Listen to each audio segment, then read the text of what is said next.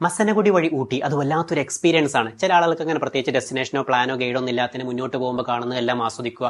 എന്തെങ്കിലും പ്രശ്നങ്ങൾ വരുമ്പോഴല്ലേ അപ്പോൾ അത് നേരിടാമെന്ന് വിചാരിച്ചിട്ട് ലക്ഷ്യങ്ങളില്ലാതെ യാത്ര ചെയ്യുന്നവരുണ്ട്. ചില സംരംഭകരും അതുപോലെ തന്നെയാണ് കേട്ടോ. അവരുടെ ബിസിനസ് ഭാവിയിൽ എങ്ങനെയാണെന്നുള്ള കൃത്യമായിട്ടുള്ള ധാരണ ഒന്നും ഇല്ലാതെ ഓരോ ദിവസം ഇറങ്ങുമ്പോഴും കഴിഞ്ഞ ദിവസം ചെയ്ത പോലെ മറ്റുള്ളവർ ചെയ്യുന്നത് കാണുന്ന പോലെ അപ്പോൾ തോന്നിയ പോലെ ആ രീതിയിൽ ഇങ്ങനെ ബിസിനസ് നടത്തിക്കൊണ്ട് പോകുന്ന രീതിയുണ്ട്.